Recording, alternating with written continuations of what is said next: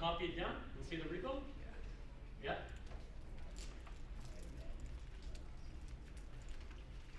So what we should get is something that looks like this.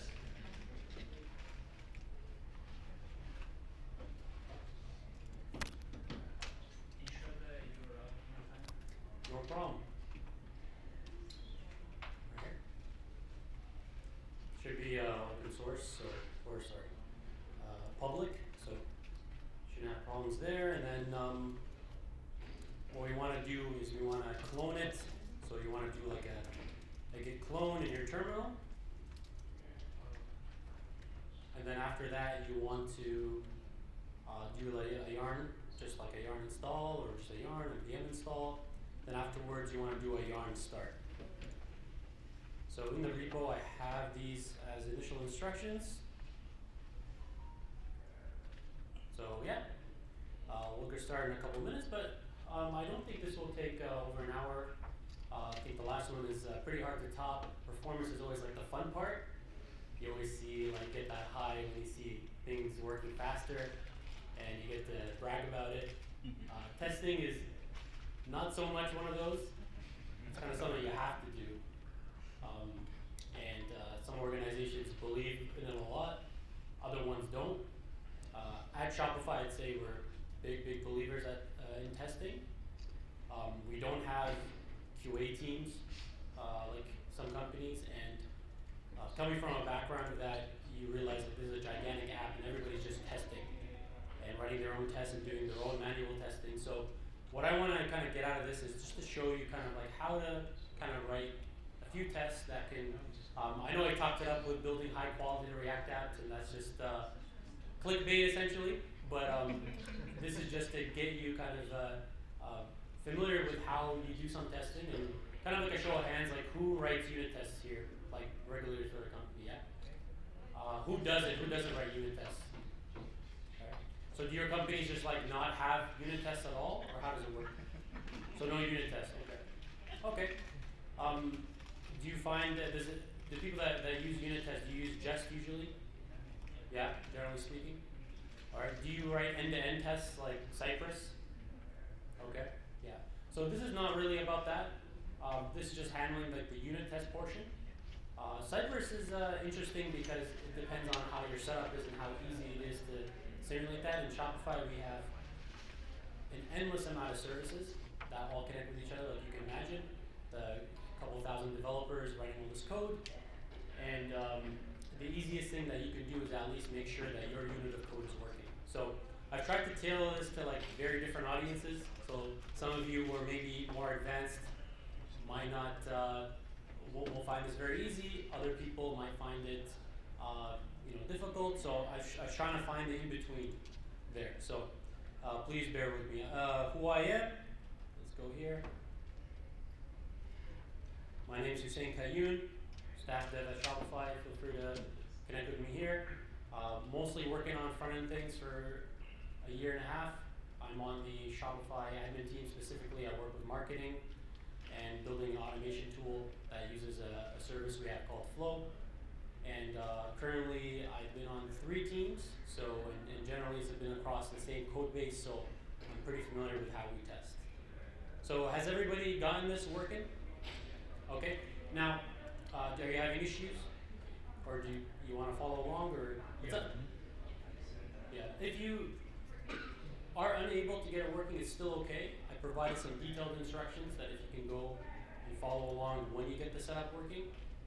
I feel that some people usually end up following, some don't. I think you can benefit in either case. So, what do we have here? So this is actually built with Polaris. I'm not sure the audience, have you heard of this? What Polaris is? So this is Shopify's essentially equivalent to Material UI. So it's just a design frame. So this is what we use day to day in the Shopify admin, and it's actually open source. Anybody can use it. We have some pretty good docs, I would say, about this. Not related to testing, but just how the components work themselves, similar to Material UI. And what I wanted to show you today is a very simple example. There's not a lot that's actually built in here. You can see it's a very simple table. This opens a modal. there's a delete button. You can delete one of the items, right? You can add something here if you want, so I'll just add myself here. Again, nothing too fancy. You can add that in. We can filter, very simple filter. And then if you try to delete a primary item, I just added a very unique case. So you can see there's not a lot of stuff here, but I think we can learn a lot from testing these about generally how we can test and how we can get things set up. So if we look at the code base that I've given you and what I've done here on my VS Code, and let me know if you can't see stuff. I know it's kind of hard to fit all this in. I tried zooming out and it wasn't like the best. But I've got like 3 terminals here set up. I got just basic bash here. I've compiled using yarn start.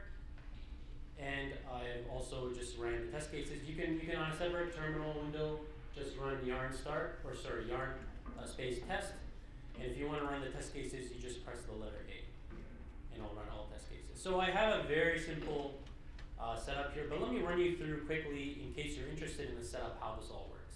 Okay, because one challenging thing with these kind of workshops is the setup at your company might be very complex, but the setup to get it done on your own might be a little hard, and some of you might have to do that yourselves at your company if you're setting up testing.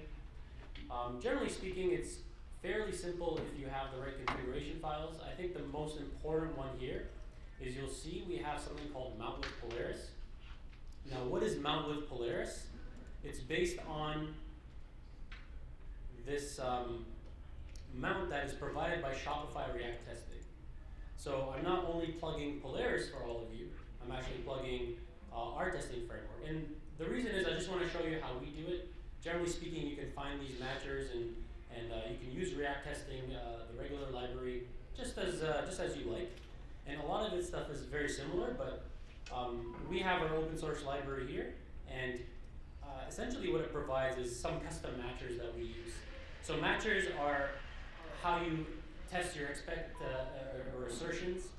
You can have things like expect something to have a React prop, expect something to have a specific component, and these are helpful once you provide certain actions. Like you saw me in the application, if I go and click on the delete button, I'm a user clicking on the delete button.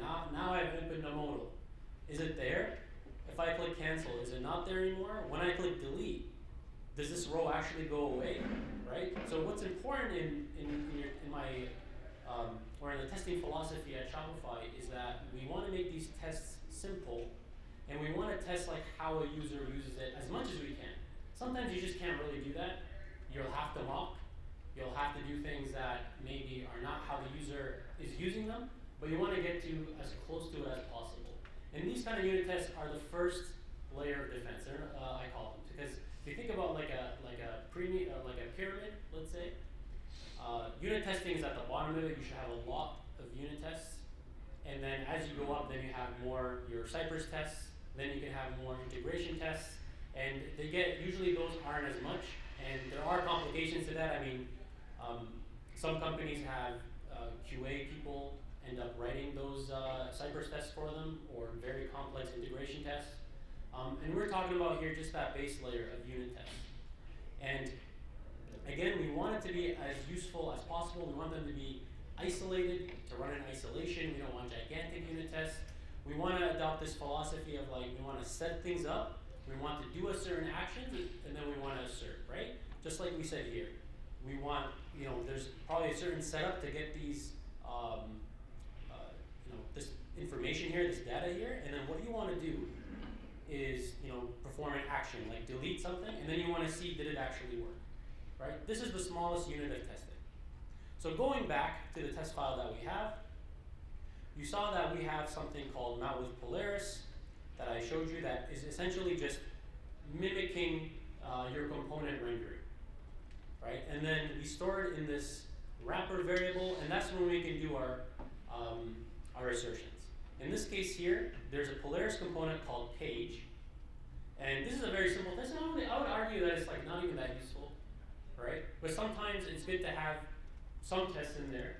And sometimes you have to tell yourself or ask yourself, like, is this actually useful? Is it doing anything, right? Like, the page component is there, that's good. Because maybe something useful is, maybe if the page component shows up conditionally, only if you do something, that might be a little more useful, because that's something the user expects. Still, some might argue, and again, these are just my philosophies and Shopify's philosophies about how to do something like that. Some people might say, no, this is actually important, and we need to do some, it could be the first test case, just in case this changes. We want people to know, like, this is important. But we want to go through now the list, and what I'm going to do is start adding a few things as we go through. But let me just start by talking about this component. So this is our app component here. How does this look like? So I like to usually look at the render or the return first to give me a good idea. You can see here, here's the page component. What is the page component? It's essentially just giving you this wrapper around the page and giving you like certain width or size to work with. It also allows you to add some actions. So I have here the new customer action, and I have like an explorer. This just opens up a link, that's it. And then inside of here, I do have that conditional banner that we're showing. And then we also have this customer list component, which is right here, which has that filter. And then there's a simple footer, and I've added inside here the modal component, which you can add outside the page if you want. Certain people agree doing it this way, some people don't. But this essentially is the modal over here. Now you might say there's the items provider. Now are all of you familiar with with React context? Anybody not familiar with it? Perfect. Okay, so this context variable is, this context here is essentially just giving us this data through a hook. So I have this hook called use items, and I know I promised to use GraphQL, but I wasn't able to get it working exactly as I wanted, so we're just going to mock the data for now for all intents and purposes. If you do want to talk about mocking GraphQL after, please do talk to me. I can show you more specific examples, but nothing working here. So this just has our data, and this hook just provides two things. Allows you to add an item easily and remove an item. Now you don't need this. You could do it through your state, or just normal use or React state, but this is to show you as well how to test the hook. Any questions on that so far? Any confusion? Good, all right. So if you want to follow along, again, the first thing we did was run our first test that we had, and now what we're looking at doing is testing the link on the footer. So this is actually a very simple link component. It's essentially a wrapper on the href that gives you the ability to add a listener to it. It looks something like this, right here with the link. So this is provided by Polaris, and I'm adding a URL here. So what I'm doing here is a very simple test case.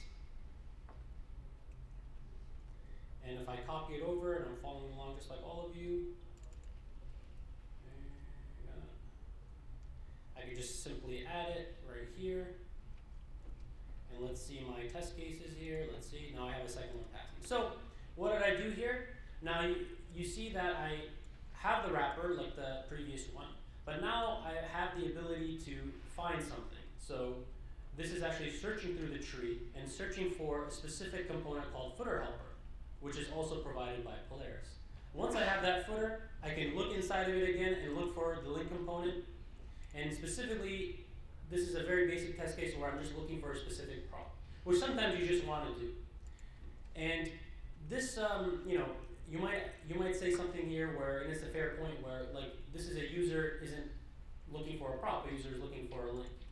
But sometimes you have to ask yourself, well, if this is how an href is expected to work, why am I testing how hrefs work? So that's a fair point as well. That's why I wanted to add that here, because if you might get something on your code reviews where somebody says, well, this is not a real test. You might say, well, why should I test something that's internal to how something works, right? So, and that's always a debate we're always having, and we're trying to figure out. Again, what's useful? Don't test for the sake of testing. But if we do want to do, go a little bit deeper on this, let's look at the case where we're opening a new window. In this case, we're clicking the Explore button, it's opening a new window and generating a link. So you can do something along these lines here. So I'll copy this over to make sure it still works.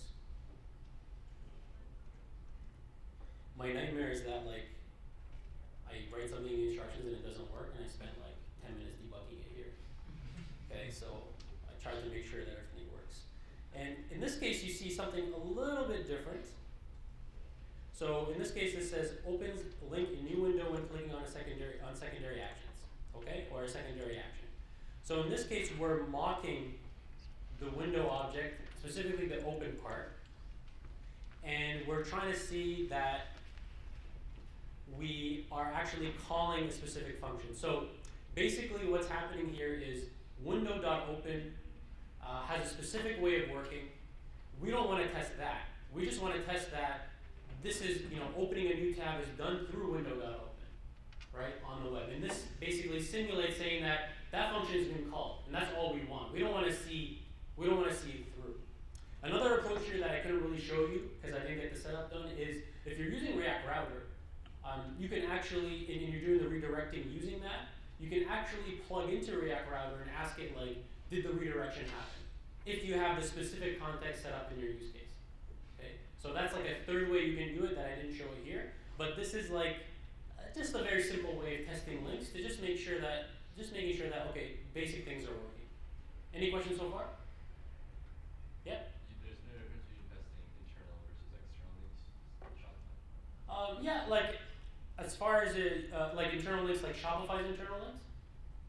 Yeah, Shopify's internal links, like maybe we have more of somewhere like constants where we say like, okay, this specific link versus like hard coding them in. Because maybe you don't want to do that. You could say like, give me this specific part of the admin page. That I would say is like the main difference between them. Because in terms of like links, some of them might have authentication things that you might have to mock. So there's that extra layer. So I guess there's those two differences. But mostly we just have a huge file where we want to make sure that you're not hard coding them in. And that's probably it might be a fair point. Like this might be, because technically it's a Shopify link, somebody might say to me in a code review like, hey, why are you hard coding this? Is that good? Awesome, okay.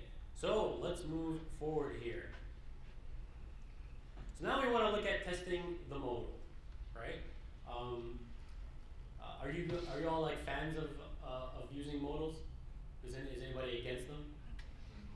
Yeah, it's pretty like, you could overuse them, I would say, or you could use them where they're not supposed to be used. Like one of my favorite things is people using modals where they take up the entire page, and it's like, why isn't this a page? And you're like, well, it needs to be a modal because of a specific use case with mobile, yada yada. So, but what we're testing here is just basically if this opens here. And this is a very tricky one, and I kind of don't like it, but sometimes, you have to, I guess, trust the process. And here's what I mean. So if we add this modal test here, let's see if it works, okay? Essentially, what I'm doing here is triggering a click. And now you see this thing called trigger key path. And I think it was it here as well? I think so. Yeah, trigger key path. Like, what does this do?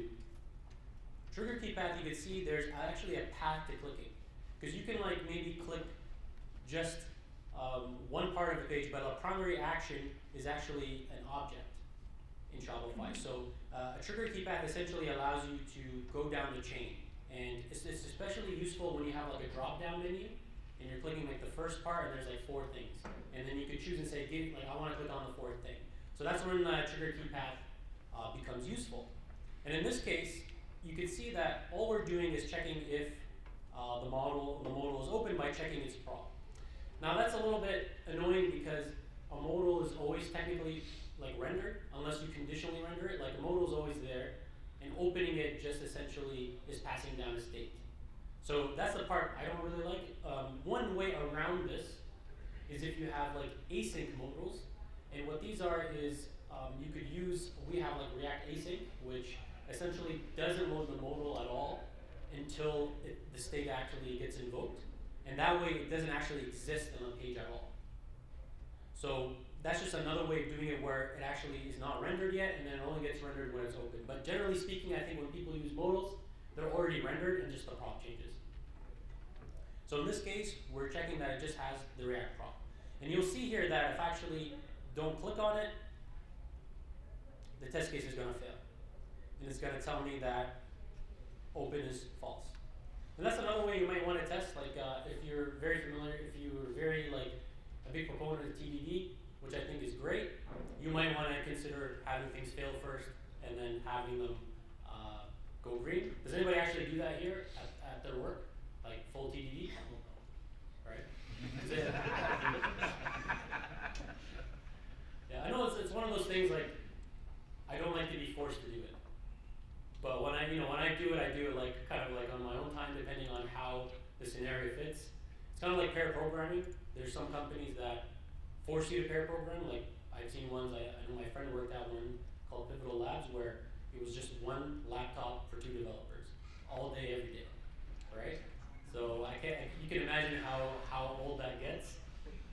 At Shopify, it's a little bit. I like it a bit better. I don't know what you thought. Like it's kind of like a big part of our culture. We have the right remote tools, and we pair a lot. But it's kind of like sometimes you're like, okay, this is 2 hours of pairing is a lot.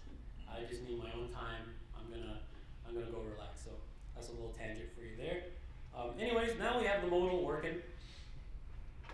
But now we want to do something very specific. We want to check that the modal actually gets closed when you click on close. So this is another user action that might happen. You click on this and then you say cancel. You click on this and then you press close. So how do we do this? Let's copy over the test case, and I think I've added both of them here.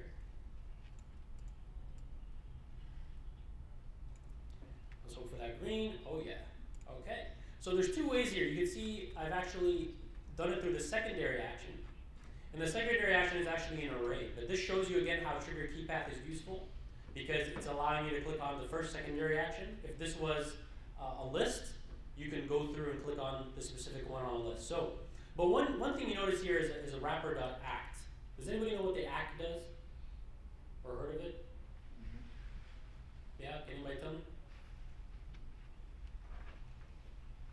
Basically, it's you can think of it like as an added layer of protection. Sometimes you need it, sometimes you don't. This is to prevent cases where you're actually waiting for something in the UI to finish. So it's very useful if there's an action to wrap it in a wrapper.act. Essentially, you don't even need to add a wait, and it'll wait until this is done before it does the expect. Because sometimes there might be specific cases, especially when you're mocking, where if you don't use act, it'll say like, well, you didn't actually open the modal. And these are actually like, the annoying part about this is it's so hard to debug. Because you're just like, why is it not opening it? I know I put it there. What's going on? Like, how do you actually go and debug it? So act in this one we have kind of out of the box in Polaris, React testing library for Shopify. But I know they exist on a lot of things, like I'll show you RenderHook, they have their own as well. So it's actually a very useful tool. You'll see me use it here. Sometimes I do, sometimes I don't. A lot of times you don't need to do it here, but I just thought I'd point that out. The other thing here is you see me, triggering a close in 2 ways. So in this way, the first way is clicking the cancel button, which again, we have this concept of primary and secondary actions. In Polaris, a primary action is the main green button. The secondary action is a list of other things that you want to do in a modal, or in any kind of action scenario. It's very nice to have kind of like a design system where things are consistent, especially when the designer can give you something like, this is the primary action, this is the secondary action. I know I've worked at startups before this a lot in the last 10 years, and one designer would give you, open close here, and the other one would give you the other one on the other side, and then you're like, how is this happening? So this kind of prevents that, which I like. So again, this is not doing anything fancy. Again, just making sure that it's closed and that the React prop changed. Okay. Any questions so far? Yes, the back first. So I'm wondering, you're testing the props, but that kind of only partly correlate to user experience.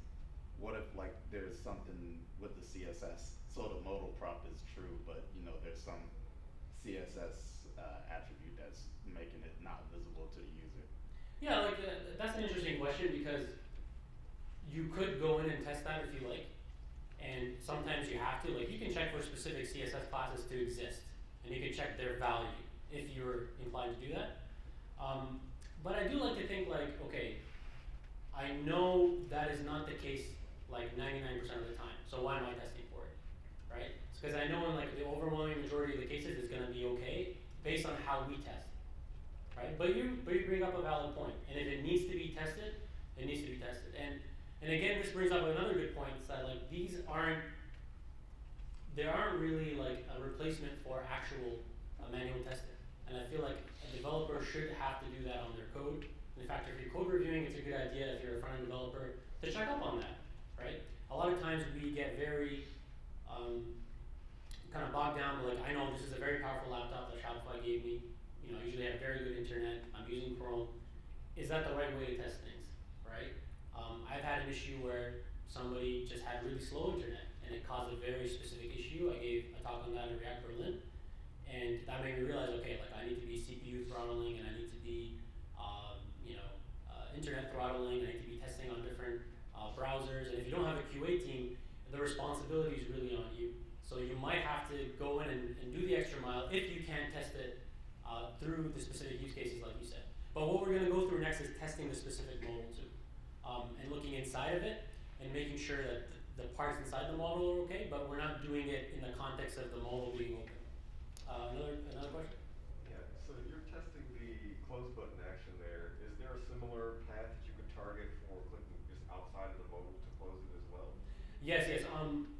I didn't write it here, but that's a very unique problem that essentially there's this method to click outside. You could, I would say, I can't remember the exact article name, but I looked at it and it's like essentially looking at how you can click outside through a hook and simulating that through a hook, and then you can test that hook itself. That's one way I've been able to do it, right? But in this specific scenario, no, like it's a little bit harder to do without having that specific hook.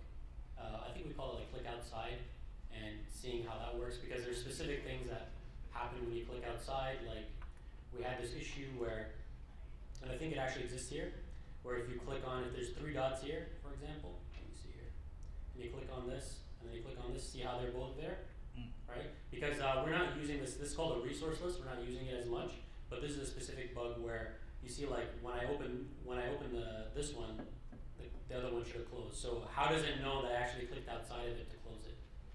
So that hook can solve that problem. Okay, so let's look at testing this specific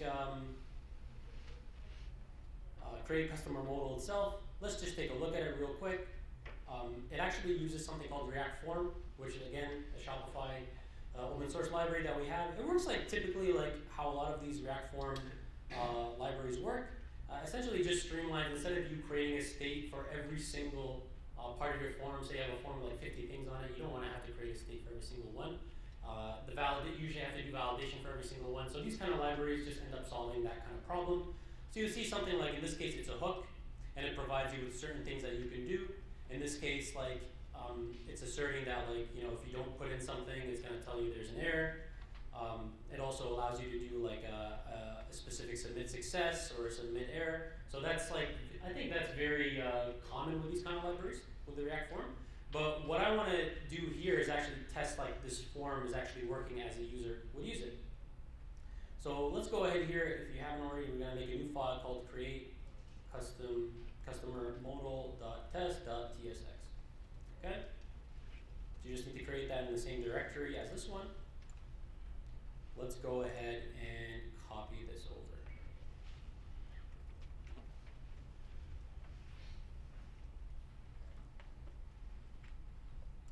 So if you take a look at this test, it's actually not testing that much.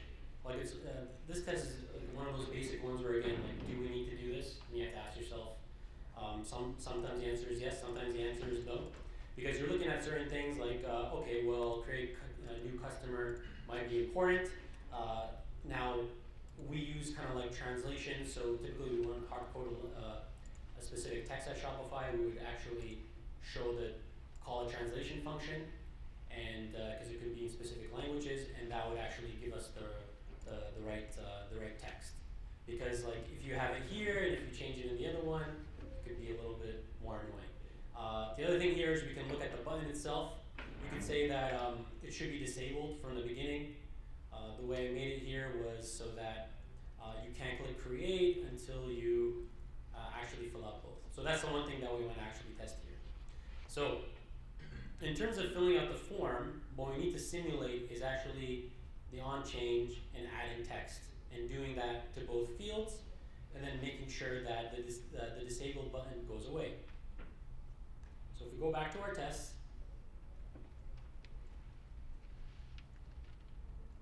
we can add this in the same file.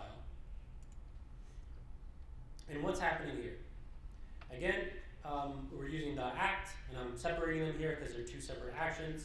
We're essentially just triggering an on change on that component, on the text field component, and we're adding a new customer and a new location, and then we're making sure that the button is no longer disabled. Very simple first line test here. One thing I wanted you to notice here is the mount component with the items provider. Now this is like a very annoying thing I find with like context, because you might have your context 5 levels above. And in this test case, it needs that context. So one thing that you can do is actually just simulate the provider and just add it on the specific test case. You can do this, like I wouldn't recommend doing this in every file. One thing that could be better is having it maybe in your test helper that's specific to a specific context. So again, your context might be, in this case, it's on the page level, but we're testing the modal by itself, and it still needs that context. So this can help you circumvent that problem. I know that I struggled a few times with this scenario, but essentially it's just a wrapper, nothing fancy with it. Now let's look what else we got here.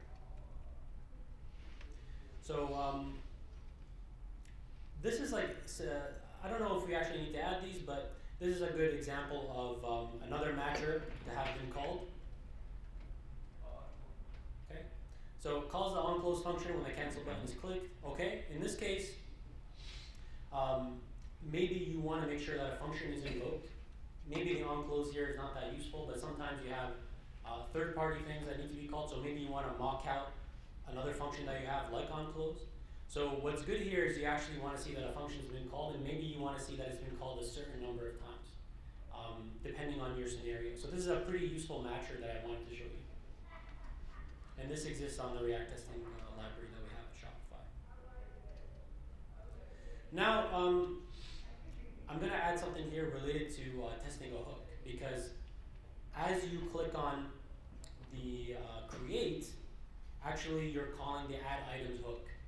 Right? And normally how this would work is when you click add items, you might be making a call to actually your server to add items, and then either adding it in the UI, or you're kind of just like doing an optimistic update and just adding the UI right away, or waiting for the server to finish, do another call to bring it back. So in this case, we want to make sure that our hook is actually being called. So let's see here. So I'm going to add this thing right here. And what this is doing is I'm actually importing the hook, and I'm actually doing a little anybody use just.mock here? Yeah. I kind of hate it. It's even every time I think that I figured it out, every time you're using, like, say this is a default versus a named import, it might give you a lot of trouble. But again, like, I can't deny that it's very useful. Like when you're, especially this could be very useful with packages. Say you're using a package and you just want to mock one specific part of the package. So you can do like a require actual, and then be very specific, like I only want to mock this one because my test is only using that one. I find it, especially with hooks, useful, but with packages, even more useful.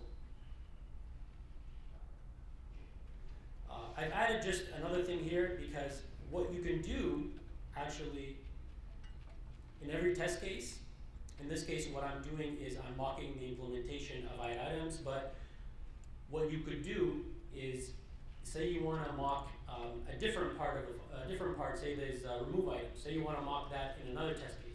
So what you can do is you can be very flexible. It's like one of them I want to mock, the other one I don't want to mock. So it gives you that kind of utility. But one thing is the documentation is not very clear, I would say. So in this case, what we want to test is calls the onPixel create and onClose functions when the create button is clicked. Because essentially what we want to do is when you create this, we want to make sure that the hook is invoked.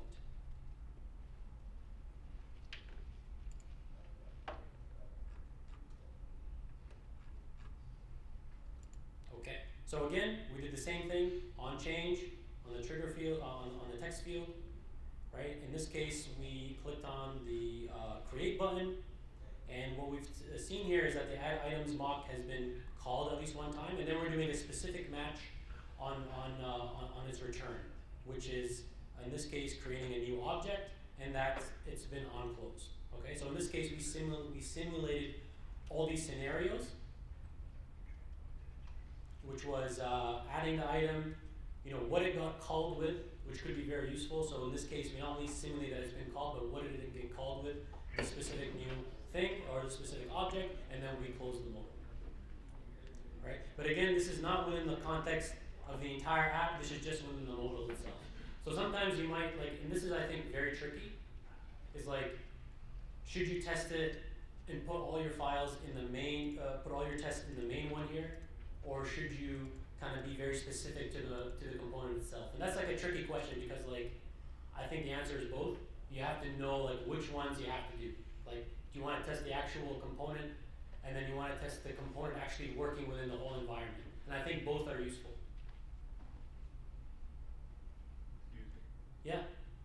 But if you put them all in one file, can't you end up with a situation where you're running this very large test file, whereas let's say you just touch this part of the code base and you would want to test that part of the code base rather than run all these kind of not applicable tests. In what context do you mean?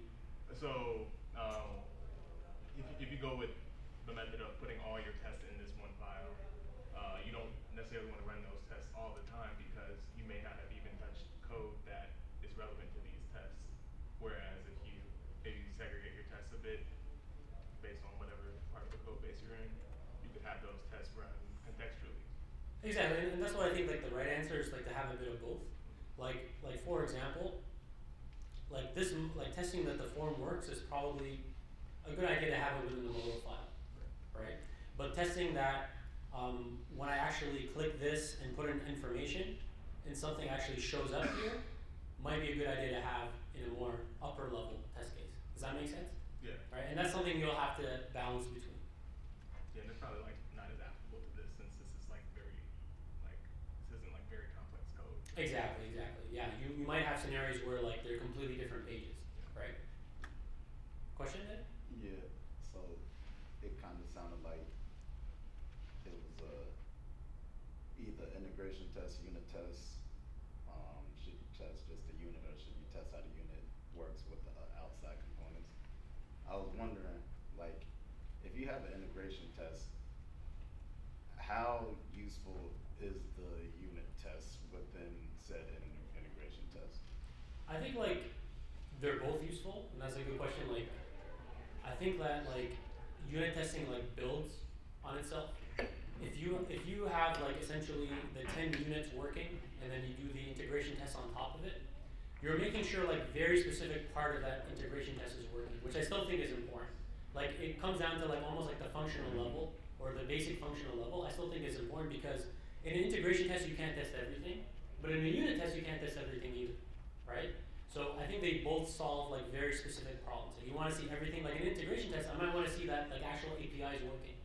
I don't care about it here, right? In fact, I think sometimes I see that where your whole suite is not working, and then you go and look at it, it's failing randomly. Well, somebody tried to call the actual API in their unit test, and what happens then? Sometimes the API fails. So you should be mocking APIs, but you shouldn't be doing that in an integration test. You should actually test the API and call them, and in fact do many calls to it and simulate maybe different ways of calling it. So what Does that would make be sense? but I'm trying to wrap my head around what would be an example where integration test passes but a unit test fails? Yeah, in a case where say you're logging out, you have to go to a specific button and then you log out, right? So you want to see that you went to a specific page, right? But say for example, a specific prop doesn't match. In this case, this is a dumb example that I can just think of on the spot. Maybe the button name was incorrect, right? And maybe the integration test isn't testing for that, right? Or maybe it's not testing for a specific prop, or maybe the integration test could bypass some things that the unit test doesn't, right? So think about unit tests as being very specific, but integration test is looking at the whole, more of the whole picture. Does that make sense? Mm-hmm. Yeah. Thank you. Anybody not agree with that? Yeah.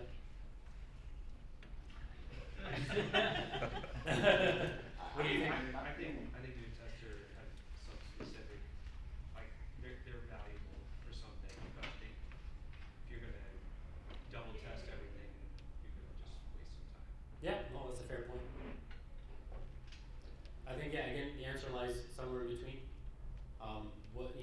But that's also hard to coordinate because sometimes there are different teams doing them, right?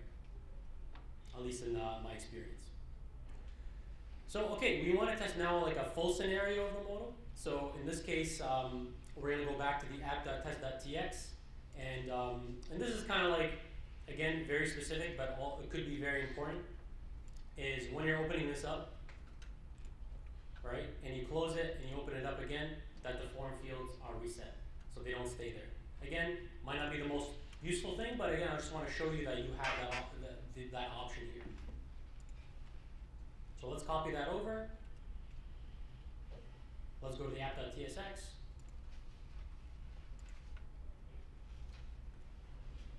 And you can see here that we actually need the text field, and that's an import that's here from Polaris.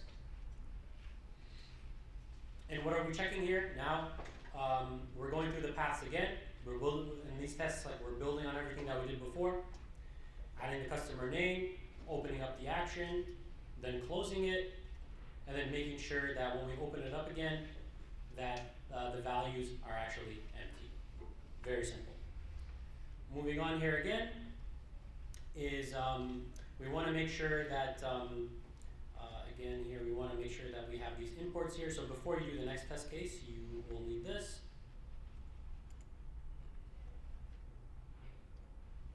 Okay, put that here.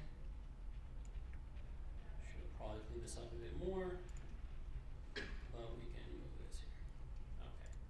So in this specific unit test now, we want to test that an actual item gets created. So when you add something that like an actual row shows up. So in this case, we want to make sure that this row size increased. And that's another matcher that you just have from Jest that's available to you. So let's do that, let's add it in.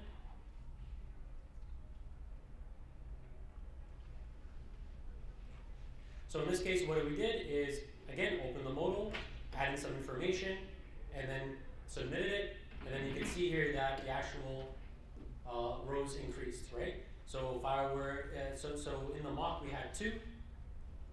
You know, if I tried to do 1, it'll say no, you actually have 3. I hope at least. Okay, let's give it some time.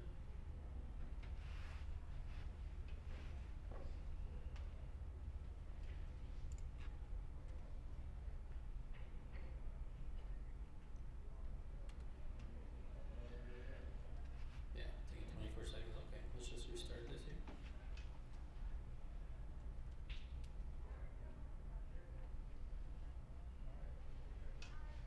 Yeah, sometimes when it fails, it's weird. It'll take too long. But let's move on to the next test case here. Let's see here. So we added, we made sure that a row was there. And now we're gonna actually test this component right here.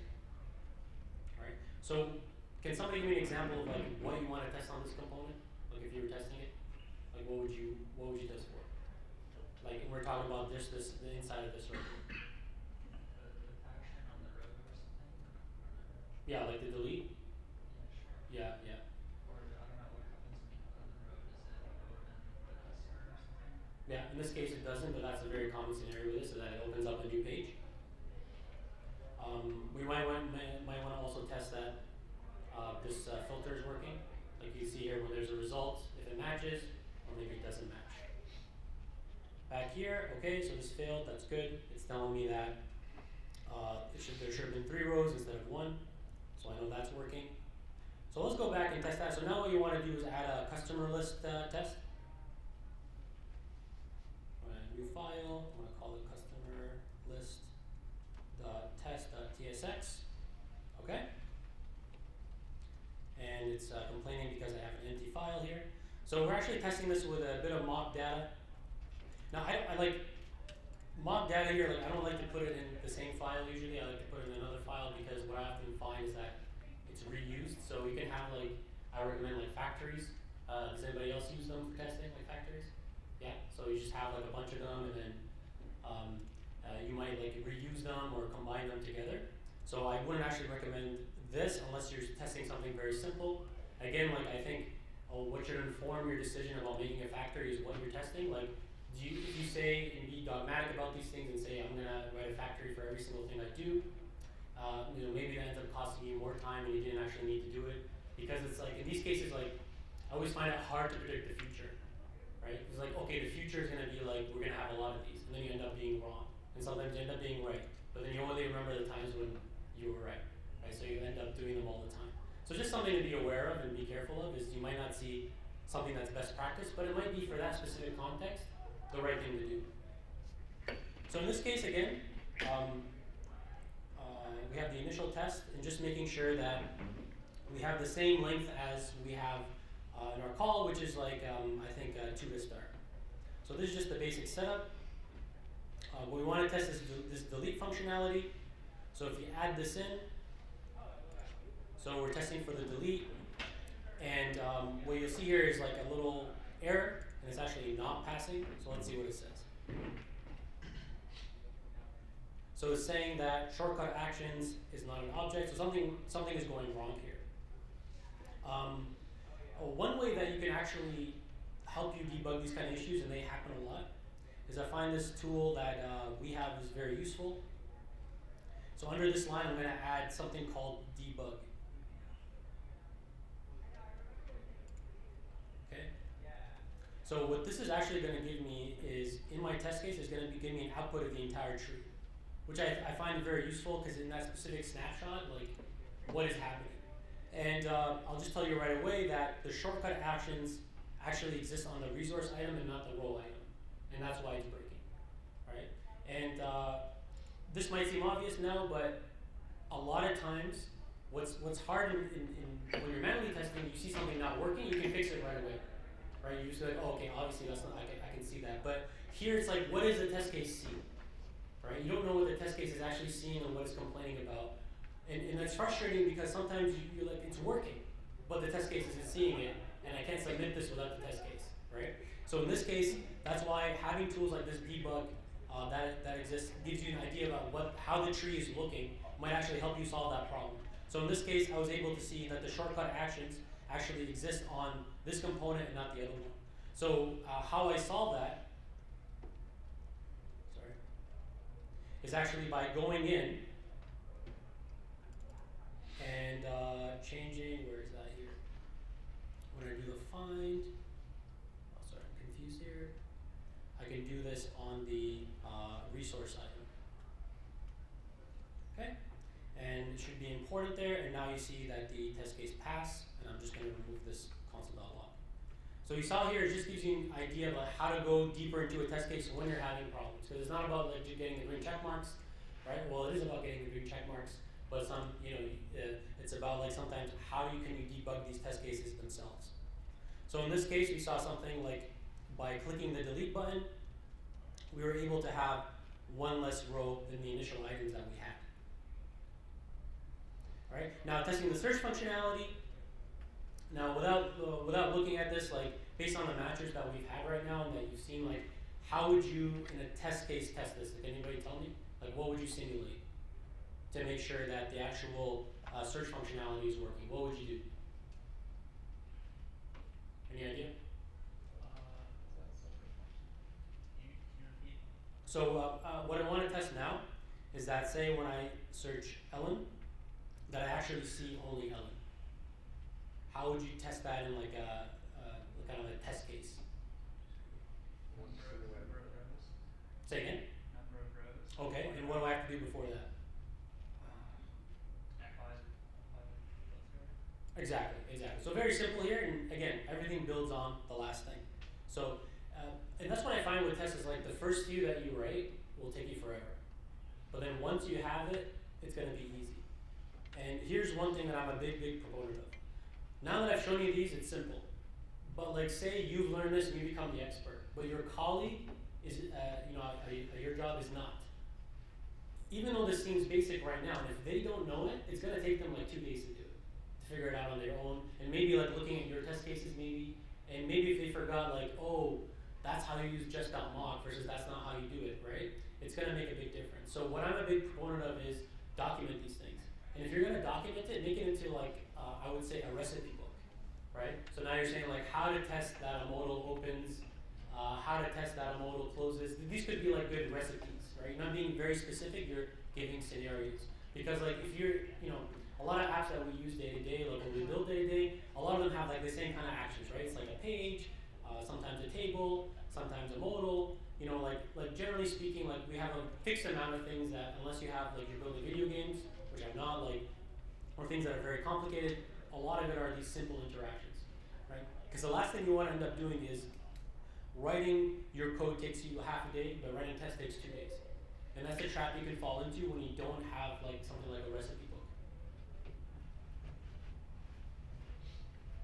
All right, so again, like you said over here, we can just, again, test that we actually changed it to May, and that we actually just got, one row, and that the row actually matched.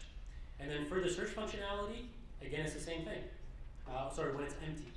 We are searching for something that doesn't exist, and then this empty search result is a component we have on Polaris that's easy to use, and then it tells you that this one actually showed up. Okay, so now we've tested this, but we haven't tested our actual hook itself, right? So testing a hook is actually pretty interesting because when you want to test a hook has to be used within a React component. So you have the option of like making a fake component and making sure that the hook is working as you intended to do it. I find that pretty annoying, and that's how kind of it used to be done. Does anybody here use RenderHook or know about it? Yeah, can you tell us what it's about? Roughly, at least within Grape testing library, can call RenderHook on an existing hook and then create expectations directly of the results that it gets back. Exactly, yeah, perfect. So you now you can separate what your hook is doing from an actual component, right? Which lets you test what you want to test, which is the functionality of your hook, not how it works within a component, because that's another test. So what we're going to do here is we have the hook file here, and I'm going to make a test file called useItems.test.just TypeScript this time, and I'm going to post this in. And you can see here, I'm not using Shopify's RenderHook because it's not completely open source here, so I'm just using just testing library. And you can see that it gives you the RenderHook and the act. So how does that work? Right here, we have our first test case that adds and removes items correctly. You can see that whenever I want to use the actual hook, I call RenderHook with the hook call inside of it with the result. And then on the result, I can actually, make a call to add item with a new item. So, and that's within the act to kind of make sure that it actually pauses when a change is happening, or at least that's what's recommended. And you see now that the length is increased. Instead of 2, now we have 3 items. And again, very useful tool to use. If you're not using RenderHook, make sure you use it because it allows you to isolate things. So you might see here I'm hiding the console.errors. This is a mismatch between RenderHook and the React code base that I have here. It's not kind of optimized for React 18, so it might give you a little noise there. So I've gone and hidden it. So this tests the add and remove functionality. So nothing too complicated there. Again, just looking for items, making sure that they exist or don't exist. Nothing too fancy. Now, for completion here, we can test the delete modal itself and the row item itself. But I think that essentially it's just the same thing as we've done before. The only difference here is that I'm checking for the is primary and making sure that if something is primary that it has an actual badge. But one thing I actually forgot to add here is this specific scenario. Right, so I think we can write this together because I don't have the code for it. but I think that based on what we learned so far, I think some of you can help me. What do you think? Yeah. Okay. So in this specific case, it's on. I'm gonna write it in the app.test.tsx here. So let's see here. So how would you call this test? It should show an error banner. Okay. Testing when deletion fails. Should show. Okay. This is the wrong place. Sorry.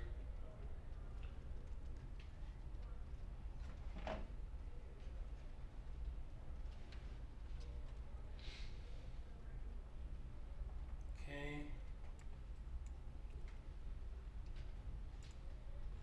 Can you repeat that again? It should show error banner, or it should communicate to user when deletion fails. I think in this case, like, we have a very specific scenario. So I'll say, like, deletion failed means what? In this case, we're saying when trying to delete a primary customer. But I think yours is also useful because, like, maybe in the future it doesn't encompass that, and maybe that can change. So that's actually a very good point I didn't think about, is like, maybe you're actually testing that and not testing this specific scenario if that does change. Yeah, I'll just add that I think that's typically what I've seen is the challenge is where is it in the message of the name, or is it in your assertions that you kind of have the explanation? And I found that the assertions can change. Like, we could go have a new request. Oh, now I want to not show the error banner. It makes it slightly different. So very quickly, your assertion is going to have to change. You forget to change the test message name because that's not tied to any code. So that's a thing. There's a struggle you kind of run into as well. I think so as well. Like, it's hard here to say, like, where should you document your code. Some people say you should your test cases are your code documentation. Now, that's valid, but like, you want me to read all your test cases to figure out how your code works? Like, again, like, my idea of how the code should be documented should be the easiest thing that you could, like, how to make life easier for the next developer, right? So where should that documentation lie? I think sometimes, like, if it's complicated, it should be in its own doc, attached to the code, or maybe it has its own, like, in your doc section, you can have specific ways of how your code works. Now, but then there's specific scenarios, like maybe here, maybe if you're doing something where I would say the rule of thumb I follow is don't comment on what the code does, but why it does it, right? That's within the code itself. Like, I know that this if statement does this, like, it's clear to me, right? Don't need to write that down for me, but tell me why it's doing that, because one of those if statements could be like a very important product decision, very important product, and if the next developer doesn't know that, and they remove it, ends up causing a problem. Once they do that, now they know I'm not going to touch anything because I don't know how any of this actually works, right? And what you wrote with this scenario and this scenario, I think one of the drawbacks of testing and writing code comments is that you have to update them. And when people say they go stale, I think they have a very good point, right? So, but then, like, the responsibility has to fall somewhere. Somebody has to make these edits, right? And it's harder because these things don't fail. I mean, one limiting rule that we have usually is if the test case has the exact same name, for us it'll say, like, hey, this has the exact same name, change it. But once you change, like, one letter, it won't be. We have also on, like, the length of the test case. Maybe if you write, like, 2 words, it won't let you. Sometimes we even have more specific ones about, like, writing specific things. You might say, like, you shouldn't use this wording, right? And that's all. Those are all ways that you can, like, maybe mitigate writing bad test names, or at least assertions, or not assertions, but what you write inside this if block itself. So again, like, what are we doing? We want to make sure that when you click the delete button, but only this one, that it actually doesn't work. Okay. And now I'm looking at time, and I do have it ready. But like, what would you do in this case? Well, what's the first step to do in this test case? Yeah? You look for that primary badge, like to see if the user has the primary badge. Yeah, okay. So we can test that, right? And so we have to make sure that it's the primary badge, and then if it's a primary badge, we'll attempt to delete it. And when you delete it, it should show the error badge. So I do have something like this, and you actually corrected me because I just know. In this case, you might consider it valid, but I think what you said is actually more correct, is that I'm just checking for, I know the first item doesn't have it. Sorry, I know the first item is a primary, but then again, that might change when somebody changes the mocks. So what you're saying actually is a way better idea. So I'll opt for that. So in this case, what's happening here, and let me just add this resource item, which is part of the resource list, and then the banner.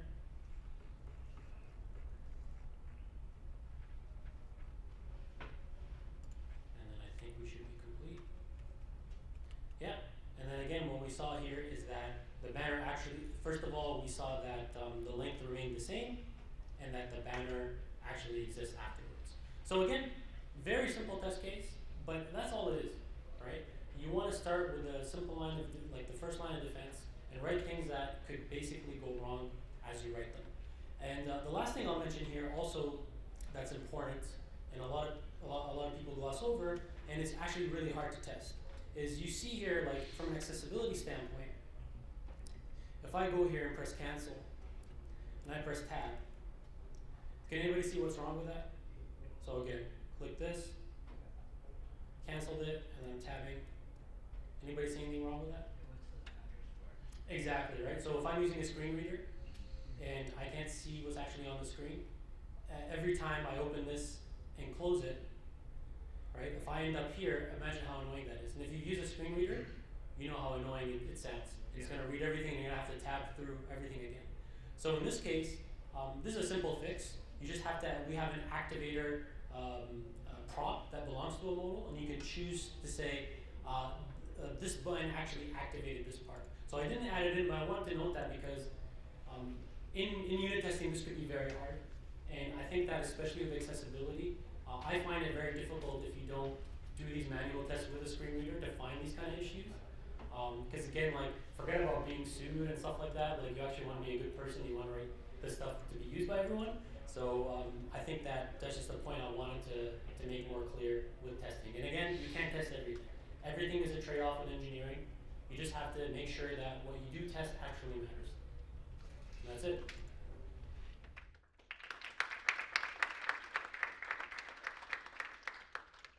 Yeah. Again, not too long, again, and not too complex, and that was the whole point, is to make this kind of useful for everyone. Who found this useful? Okay. Any questions? Yeah. For GraphQL, should we be like meeting outside? Or? Yeah, just come here afterwards. I'll show you. Yeah. Yeah.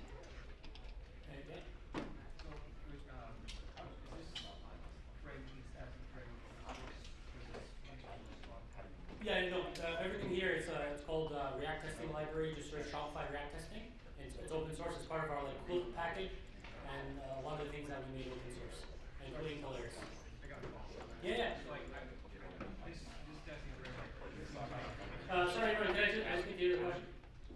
seems like you're testing a lot of like internal stuff, like implementation details with this testing framework.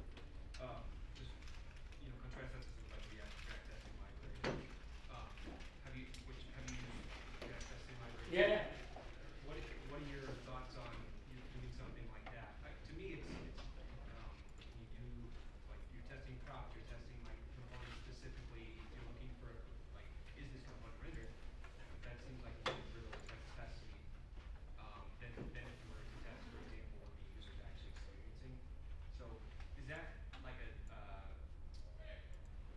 guess is that a decision that Spotify made to test sort of more implementation details for a specific reason, or is it just you have this framework you built and you use it, or what? Yeah, I think that like what you're saying is very valid, and I see in the code base a lot of people do test like details like props unnecessarily when they should have tested actions, and I think that like essentially it's worth having if it can still test scenarios that are conditional, because like I think when you render a component, it's good to see the component exist, but only conditionally.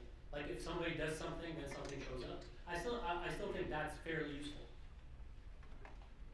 And again, like I think based on how we test, I feel like yes, there are things that maybe shouldn't be tested, but I think we do hit a lot of things that are a good first line of defense, and that's how I usually see unit testing. And yeah, you might not agree, I completely respect that. Yeah, that caught my attention as well. I'm looking on y'all's repo, and it does have the FAQ. Why not use React testing library instead? And it says, well, the premise of writing tests in your user access is compelling case and all the tests off the raw dollar when you produce becomes unmanageable for larger apps. So that's the perspective, I guess, of what you're saying. Perfect. Thank you for reading that. Yeah. Anything else? Yeah? So, let's say you wanna run your test script in the pipeline, and you got like a bunch of unit tests. How do you guys mitigate like the time? Like, so, let's say one of your unit tests, when it failed, looked like it took like a crap load of time, right? Say something like that happens in your pipeline. Is there any way to mitigate how long these tests run and to not have like pipelines take like 20 minutes or whatever? Yeah. No, it's actually Build. always a huge problem in a big organization. To make sure that, and for us, it's like we have a whole team behind it, making sure that when they do take a lot of time, they'll ping you and be like, hey, your specific area is horrible, please fix it, right? But I think like, basically what I've seen in tests and why they take a long time, either you're not mocking sometimes some things, or the way you set up your test is not optimal. Like you see a lot of repeated things and how you set things up is not, it could be optimized. Or specifically what you can do is when you, and like I like this with bottlenecks is, I don't like to say like, okay, a test should only take this amount of time. Let's see how long the tests run. And then the ones that do take a lot of time, why are they taking a lot of time? And that's how I like to like go towards optimization. And then there you can find things that maybe, wow, they actually span like 50, there's 50 other places we can change this, and all of a sudden our pipeline went from 20 minutes to 15 minutes, which is huge, right, if it runs multiple times a day. And you can also, like, the way you run a pipeline, it could be split up. Like, you can run your unit tests suite in, like, multiple, like kind of in parallel. Like, there's that kind of stuff, and then when one fails, you can actually rerun that specific part. At least that's how it works on BuildKite. So, but yeah, that's a very interesting question. Cool, I don't want to take too much of your time. Any other questions, come ask me directly. Thank you again for tuning in.